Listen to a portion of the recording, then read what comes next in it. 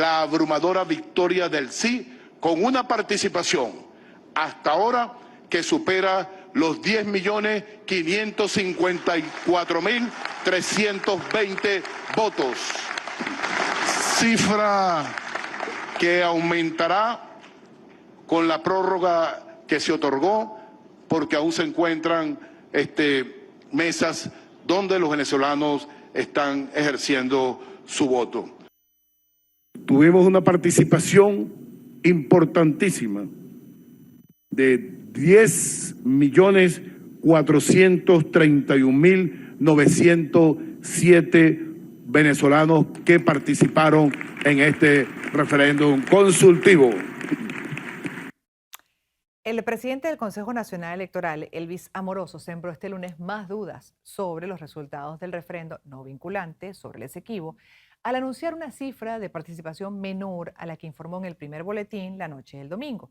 Ni siquiera en el mejor momento del chavismo, Hugo Chávez logró alcanzar los 10 millones de votos que ahora ha anunciado el régimen de Maduro.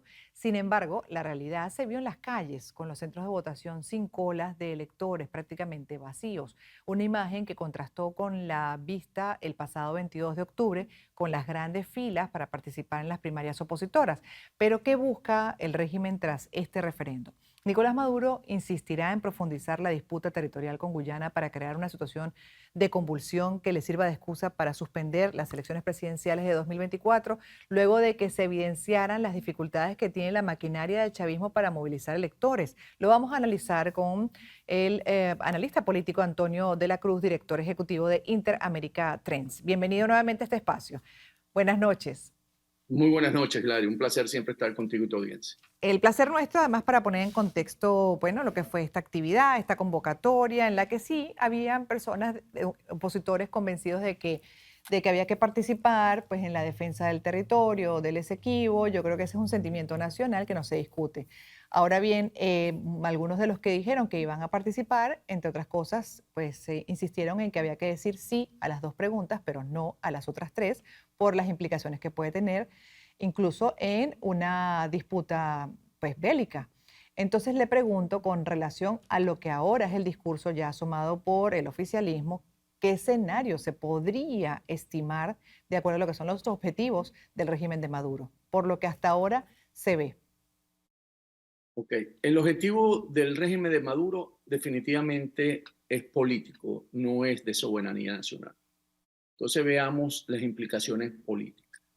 Dentro de las implicaciones políticas, el referendo consultivo reveló una realidad para el régimen de Maduro, que fue que el nacionalismo no es suficiente para reavivar el apoyo a su liderazgo. Definitivamente se volvieron a dar cuenta ayer de que Nicolás Maduro no tiene conexión con el pueblo, porque todos los exit poll o los exit poll serios que uno recibió en el día hasta las 6 de la tarde le daba, en el mejor de los escenarios, al final de la tarde, a las 6 de la tarde, un 15-18%. O sea, tiene una abstención de un 80% según la encuesta de Boca de Urna. Y eso básicamente le envía un mensaje muy claro, que el pueblo quiere un cambio político y es urgente y es determinado. Entonces yo creo que aquí, si lo vemos políticamente, ¿qué sigue, no? ¿Cómo él va a utilizar para vincular esos resultados? Porque necesitaba 10,4 millones para decir que tiene la mayoría del padrón electoral en cuanto a la voluntad del pueblo. En este momento, ante la realidad tan fuerte, no lo va a poder utilizar para hacer una incursión militar en Guyana. Ahí lo atrapo, porque no lo va a poder utilizar, ya lo está utilizando. Está argumentando que supuestamente fueron 10 millones, aunque la cifra realmente no corresponda con lo que se vio en los centros de votación, absolutamente o casi vacío, pero la realidad es que ya es parte del discurso y de ahí se pueden agarrar también, incluso para un supuesto sí a todas las preguntas, en este caso, para tomar algún tipo de iniciativa dentro de ese marco bélico, nada conveniente. Lo que pasa es que esa gran mentira que tiene, se dio cuenta los militares que cuidaron, como es siempre, por el Plan República, que es falso. Entonces, ¿cómo me voy yo a una confrontación donde sé que hay un rechazo hacia esa posición. Le va a costar mucho. Él puede tomar la decisión, pero puede convertírsele en unas Malvinas al final del día.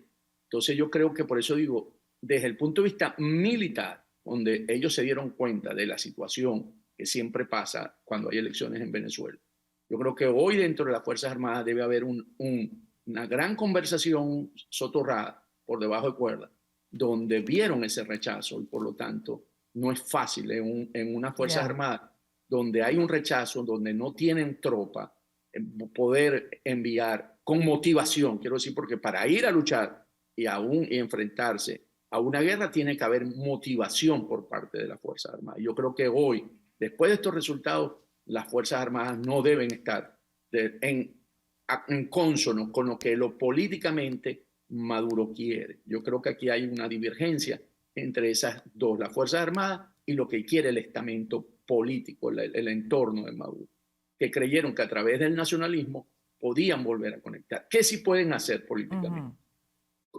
A los líderes o a los dirigentes que no acompañaron esto, poder abrirles casos para poder enjuiciarlos y poderlos sacar del juego político. Eso lo pueden hacer porque dicen que tienen una mayoría, utilizan una decisión del Tribunal Supremo de Justicia y eso podrían hacerlo desde el punto de vista político.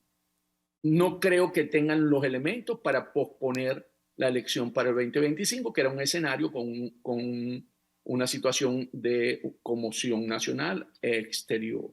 Yo creo que no hay los elementos tampoco desde el punto de vista porque tú no tapas el sol con un dedo. Entonces, creo que aquí viene un reacomodo internamente. Debe haber mucha discusión interna dentro del PSUV, por qué no se movió a la gente, qué pasó, dónde estuvo. Porque recordemos que hasta habían reacomodado los centros de votación para poderlo más fácil para los AVH poder trasladar a su gente. Y resulta que todos sabemos que no hubo la participación de los 10.400.000 votos o personas, porque al principio dijo voto, pues después cuando se le dividió entre 5, corrigieron y ahora dicen que son electores.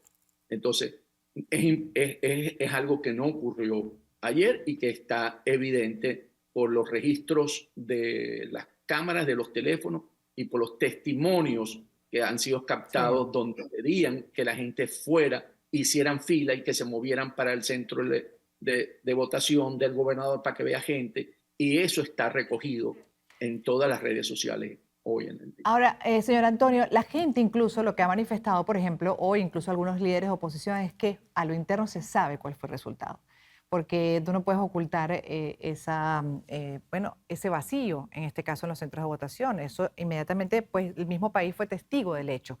Y como también de la manipulación que se puede seguir haciendo de un proceso electoral, en este caso el referéndum. No llegaremos a saber, por ejemplo, qué porcentaje de los que participó siendo oposición es tomado en cuenta o hasta qué punto, bueno, ese resultado de ellos, por ejemplo, en las 5 preguntas, cuáles fueron, ¿no?, sus sufragios, sus votos, eso no lo vamos a saber. Y así puede pasar entonces con las presidenciales. Es el mismo sinsabor, sabor amargo de esa falta de control en este caso, bueno, de la misma población sobre el poder electoral, o mejor dicho, la confianza en este poder supuestamente como un poder independiente o que para estas cosas actúa de manera independiente en beneficio de la población, respetando la voluntad de los electores. Entonces, vuelve a quedar la misma sensación, señor Antonio, de cara a las presidenciales. Muy buena tu pregunta, porque esa es una de las intencionalidades de esto que ocurrió ayer. Lo que ocurrió ayer es decirle a la gran mayoría que hoy quiere un cambio en Venezuela, 8 de cada 10 venezolanos. No importa lo que tú quieras, nosotros vamos a alterar el resultado. Lo que ocurre es porque para que me abstenga, o sea, esto lo que ocurrió ayer es alimentar en esa gran voluntad que hoy quiere un cambio, la abstención por dudar del CNE. Pero ¿qué ocurre en un proceso de elección presidencial? Primero, hay observación internacional. Segundo, los partidos políticos tienen representantes en los centros electorales. Tercero, hay una acta que sale de la máquina que se reparte a cada uno de los miembros que están representados en esos centros electorales. Hacer la trampa ahí es mucho más difícil. Ayer ellos estaban solos y podían hacer esto con observación y con presencia de los testigos. Es mucho más difícil, yo creo. Y cuando hay un margen, y lo hemos visto en elecciones anteriores, de diferencia marcado, no pueden hacer la trampa. Porque, ¿qué pasó? Al haber una abstención tan alta, es muy fácil, como dijo una vez Jorge Rodríguez, en 15 segundos meter el dedo y darle votó, votó, votó, que era lo que decía que había pasado en la elección anterior. Entonces, eso lo pueden hacer cuando no están representados Claro, las fuerzas de oposición. En este caso no habían testigos exactamente de oposición que pudieran avalar o rechazar. Simplemente no hubo ese testigo para poder hablar con propiedad de lo que fue el manejo del proceso de ayer. Pero en definitiva, y para cerrar esta primera parte, cuando habla de 15% es sobre un total de electores disponible en Venezuela, sin contar los de afuera. Estamos hablando de cuánto realmente, de unos 16 millones puede ser el 15%, quizás 2 millones y pico fue lo que participó realmente en ese proceso de ayer, el referéndum. El mejor número que se habló en la tarde, al final de la tarde, eran unos 3,5 millones, con toda la amenaza que hicieron a lo largo del día. Y hubo un pico, en la que hay un pico ahí alrededor de las 4 o 5, en la que se empieza a ver que un comportamiento anormal. A la media mañana, a las 11, apenas había participado un 9,41%, un 10%, aproximadamente 1,500,000, 1,600,000. Ya. Entonces podríamos estar hablando de unos 3,400,000 al final. De hecho, ayer lo que se pensaba era que esa cifra que había sumado, por ejemplo, el presidente del Poder Electoral, Amoroso, correspondía era al total de votos. Digamos, como eran 5 preguntas, más o menos multiplicando por la participación, daba alrededor de esos 10 millones. Pero hoy dijo que eran 10 millones de electores que participaron, que acudieron al proceso. Hubo que corregir, hubo un lapso mental ahí, porque cuando le dividieron por 5 y todo el mundo dijo, ok, votaron 2,500,000, menos 2,100,000, entonces se dieron cuenta que había un lapso mental que había cometido Amoroso y tuvieron que corregir, decir hoy que eran electores. Sí, la realidad está ahí y eso es lo que no se puede ocultar, aun cuando, bueno, se teja toda esta historia del resultado que me gustaría seguir revisando con usted al regreso, hacia dónde puede conducir también y como oposición, una mayoría que está buscando cambio y quiere participar en unas presidenciales, realmente qué posibilidades hay, incluyendo el elemento de este proceso judicial, por ejemplo, este proceso que por acuerdo incluso con Noruega, se decidió quede en manos del TSJ, de las habilitaciones en el caso de María Corina, entre otros líderes de oposición para esas presidenciales. En breve, su punto de vista, por favor. Un hecho curioso que dejó el referendo del Esequibo fue la postura asumida por algunos políticos opositores que se sumaron a la convocatoria de Maduro, como yo decía hace unos minutos, y tras ver la baja participación salieron a calificar como una derrota la consulta de la que ellos mismos formaron parte. Uno de ellos fue el exgobernador de Miranda, Enrique Capriles Radonsky, quien afirmó que nuevamente Maduro convirtió una oportunidad de hacer algo bien con todos los venezolanos en un estruendoso fracaso. ¿Cómo se analizan estas posiciones que parecen contradictorias, señor Antonio? Estos dirigentes no están sabiendo leer el sentimiento de los ciudadanos y pensaban que habría una masiva participación. ¿Cómo lo ve usted? Yo lo veo que realmente tienen desconexión con lo que es la realidad ahorita en Venezuela, lo que quiere realmente el venezolano, y que una segunda vez se vuelven a equivocar en términos de interpretar ese sentimiento que hoy quiere un cambio, al tratar de haber visto que a través de la participación podían conectarse con ello igual que hizo Maduro. Entonces, pareciese que esos dirigentes que hoy no logran interpretar la realidad cada vez se van quedando más aislados. Yo creo que esto que sucedió ayer aísla nuevamente a todos estos dirigentes de estos partidos que participaron ayer. O también podrían estar considerando una arremetida contra ellos, como usted lo asomó, por ejemplo, por no participar, y lo que se estaban era cuidando. Podríamos pensarlo en esos términos y jugar a protegerme, ¿no? Desde el punto de vista de considerado un traidor a la patria. Sin embargo, frente a esos resultados, va a costar mucho ejercer ese tipo de acción judicial, porque no va a tener que declarar traidores a la patria el 80% de los venezolanos.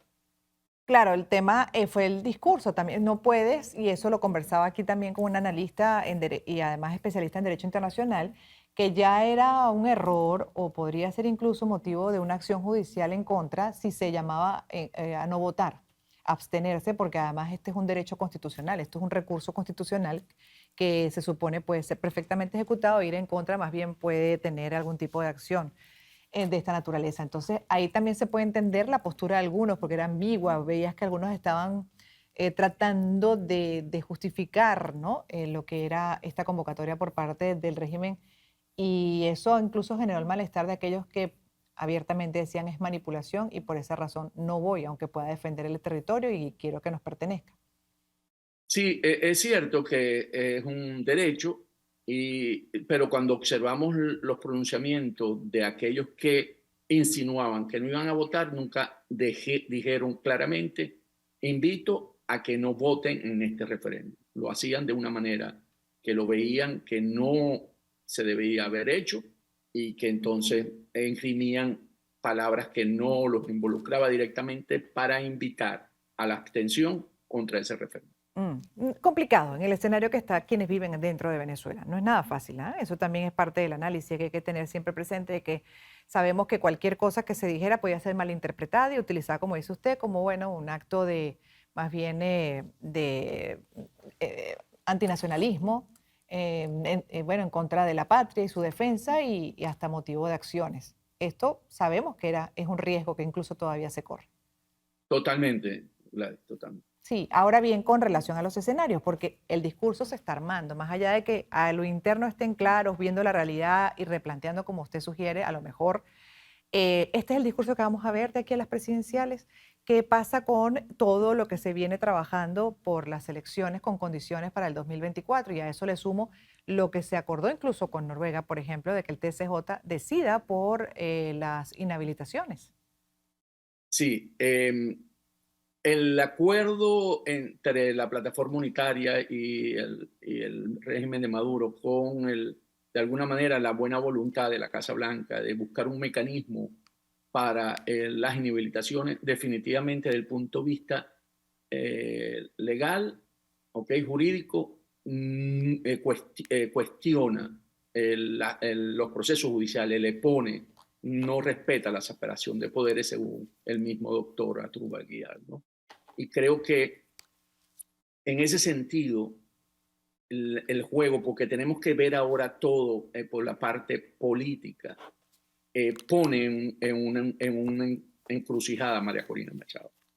Porque si no opta por, dentro de estos 13 días que le queda, o menos, porque hoy es 5, 4, 11 días que quedan, para apelar a esto y poder introducir su demanda, solicitar su habilitación en el TCJ, ¿verdad? Va a correr un riesgo definitivamente, porque la Casa Blanca no va a asumir su decisión en la defensa de su causa. Yo creo que aquí la Casa Blanca está viendo que esta es una oportunidad que hay que asumir, es crítica para ella, va a ser es muy fuerte en términos de la decisión que tiene que tomar para ir a la Contraloría y poner un recurso contencioso administrativo en la sala político-administrativa del TCJ, pero hay que hacer ese paso pragmático en la dirección política, creo yo. También se argumenta que esto le va a dar tiempo al gobierno, que esto es un recurso que se está utilizando para ganar tiempo, alargar las cosas. ¿Usted cree, usted ve que el TCJ se pueda pronunciar a favor de las habilitaciones, por ejemplo, la de María Corina?